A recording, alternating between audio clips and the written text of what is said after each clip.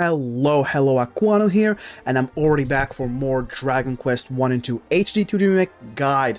This time, we're going to talk about the first game, and we're going to talk about the main and favorite thing of all Dragon Quest players, grinding. Yes, and whoever says grinding says metal slimes. So in the first half of this video, I'm going to tell you about the location of the early game metal slime farm, and then in the second half, I'm going to be talking about ways to optimize your grinding, because those pesky little metal slimes are way harder to kill than they look, but if you are a Dragon Quest veteran, you already know all about it. So like and subscribe if this video ends up being useful to you, and without wasting any more time, let's get right into it. So the first thing you need to do is to make your way to this beautiful palace called the Citadel of the Monarch of Metals. Very small place, and if I exit here, I'll show you guys the surroundings. This place is pretty far from where you start, but you can access this pretty early into the game. Let me show you its location in the map. It is entirely at the southwest of the map. So this is where you start, and this is where it is. So you basically have to just go all around this over here, take this bridge, go down. This is the Nameless Ruins. You do visit them pretty early in the game, so you probably have this TP unlocked. TP to the Nameless Ruins, go south, take this bridge. Now be careful. When you take this bridge, the enemies will become a lot stronger. I don't recommend coming here before you reach around level 18. I am currently level 17, and I kind of struggled to get here. I would recommend level 18, between 18 and 20, to come here, because going from this bridge until the Citadel might kill you if you're not high level enough. Now, when you reach the Citadel, that's all you need to do, because every single, all of the surroundings of the Citadel all contain metal slimes. I feel, from what I've seen so far, like if you just follow my mouse, actually, no, let's zoom back. I will say here, this is the line, and this is the line. And this area also has metal slime. So all of the surroundings of the Citadel of the Monarch of Metals all contain metal slimes. So the metal slimes are often in group of 5, 4, but sometimes they're just alone, and sometimes there's a monster with them. But there should be in this area. So let's find some just to, prove you guys that they're here, that I'm not bullshitting you guys. So let's quickly run around.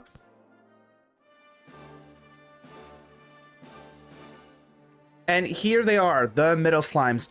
So this is one of the few ways they can show up. Here are 4 of them with a monster. If you have the boomerang, you can easily kill them. Obviously, it requires a bit of luck. You need to actually hit them. They can dodge your hits. If you get a crit, this is very good. But all of this, there's multiple ways to optimize this, and I will talk about it right away. Now, let's talk about ways to optimize the grind, starting with your equipment. If you have dragon scales equipped, or some defense equipment, like the ruby wristband, remove them. You don't give a fuck. We don't care about being tanky here. We need to do damage, crits, and do it fast. So there's 2 stats we care about when killing metal slimes: luck and agility. First of all, you want to be fast enough to hit them before they themselves act. I'm gonna be honest, at this stage of the game, it is almost impossible. So try to put an agility ring on you. If you have 2 of them, better. If you see that you can outspeed them with that, then keep it. If the agility ring seems to do nothing, since, your agility is still not high enough to act before them, then remove your agility and let's go balls to the wall, double rabbit tail for full crit. So here it is. I have 2 rabbit tails. Each of them give, I think 6 luck or something like that. Actually, let's see. No, it gives 8 luck, actually. 8 luck is quite a bit. So 2 rabbit tails together gives you 16 luck. Luck is the stat that affects critical rates. If you crit a metal slime, you one-shot it. That's why it is very, very important. If you want to know where you can buy these rabbit tails, very, very simple. It is one of the cities that you visit very, very on in the game. It is the city of Coal. So if you're watching this video and if you've played at least 3 hours of this game, you should probably be already in Coal, because you need to go there on your, well, you can get there on the way to the Shrine of Rain, which is one of the first things you visit in the game. If you miss this city, just TP to the Shrine of Rain, go down and go here. It is at the furthest top east point of the map. By top east, I mean northeast. Anyways, whatever. So yeah, tip number 1, get a bunch of luck. I've been critting the slimes pretty consistently. I used all my seeds of luck, obviously. I would say I've been critting them Maybe once every 3 metal slime fight, I crit one of them. It's pretty decent. But the second thing you need to get before fighting these slimes is the wild side ability. So the wild side ability, if you guys remember it from Dragon Quest 3, was the most desirable ability in the game. It was inherited from being a monster wrangler when you got 50 monsters. I'm pretty sure you guys remember. Especially if you watch my guides, I was telling everyone to get wild side. Now there's a very simple way to get wild side in this game. You just need to enter this castle and talk to the king. If you have at least, I think, 8 or 10 medals, you will be able to get the wild side scroll. Let's look. If you want to check all the rewards, you need to interact with this bookshelf here in the bottom right room. Pinned to the side is a list of mini middle prizes. So here so it wasn't the 8 one, it was the 10. So if you get 10 medals, you can get the wild side scroll. Now I didn't have to look for any medals just by exploring the game at this stage of the game. I've already found enough medals to just get the wild side scroll right away. In case you don't know what wild side does, even though I'm pretty sure all of you guys do, but if you know, maybe you forgot, wild side, when you activate it, for the next couple turns, you will be able to act twice. So whenever you do an action, you do it twice. So if you want to throw your boomerang to kill a bunch of metal slimes, you will throw your boomerang twice. So double the chance of hitting them and double the chance of critting every single one of them. If you're lucky and the slimes do not flee and wild side is active for like 2-3 turns, it is worth the turn you lost by activating it. But you don't really have to, honestly. Just try to get as much luck as you want and try to crit them. Now there's one last thing. There's 2 weapons you need to get your hands on before starting to farm the metal slimes. Now it doesn't really matter how strong they are, it's just a family of weapons you need to get. And it's very, very obvious. It is the boomerang and the whip. Now most of you guys already have the boomerang, but you might have missed it because it's kind of easy to miss if you didn't explore one specific dungeon very thoroughly.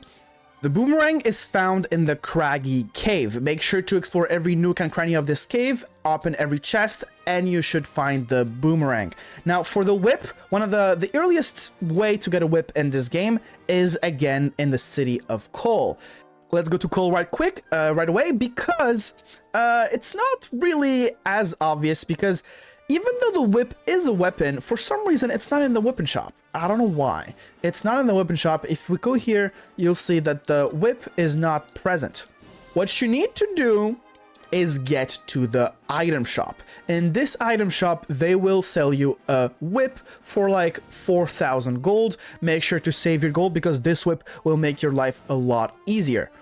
So yeah, it costs 4,400 not gil, this is not Final Fantasy, I almost said gil, gold. So the reason why you want to use the whip, now correct me if I'm wrong, but I'm pretty sure the boomerang has a lower accuracy than the whip. So, because it hits a lot more targets potentially, right? So it makes sense. So if there are only metal slimes on your screen, use the whip.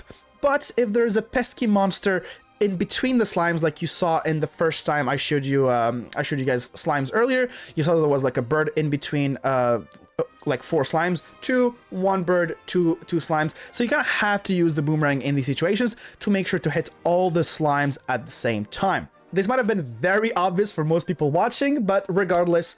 So TLDR, make sure to get the boomerang, get the whip, get as much luck as possible, buy 2 rabbit tail earrings, equip them, and just, get lucky. As simple as that.